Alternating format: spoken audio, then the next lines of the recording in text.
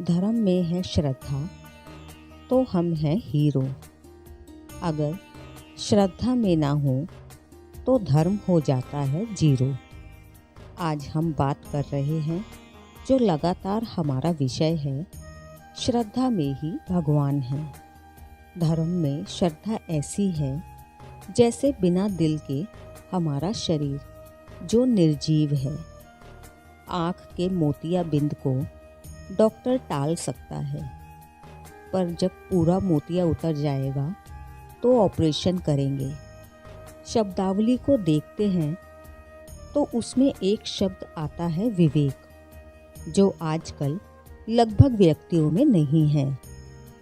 अगर विवेक नहीं होगा तो श्रद्धा कहाँ से आएगी?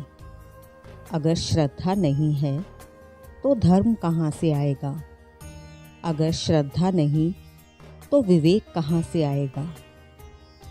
एक साधक की 100 साधना, लेकिन श्रद्धा से किया हुआ एक नमन साधना को झुका सकता है। श्रद्धा होगी तो हमारा आचरण अच्छा होगा। तप से जीवन में निर्बलता आती है और ज्ञान से जीवन में सरलता आती है।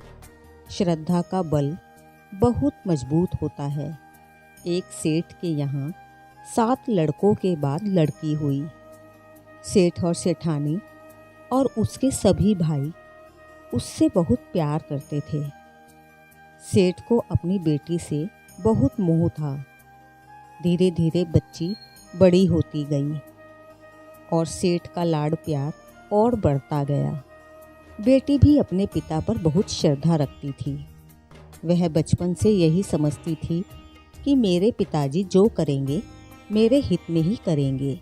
लड़की 18 साल की हो गई और सेठ उसकी शादी करने की सोचने लगा। उसने अपनी बेटी को कहा कि तेरी शादी किसी भिखारी से कर दें क्या? बेटी ने कहा, जैसा आप करेंगे मेरे फ़ायदे में ही करेंगे। एक दिन सेठ ने एक भिखारी को देखा और उसे अपने घर पर बुला लिया। भिखारी व लड़की की सहमति से दोनों की घर में ही शादी करवाने लगा।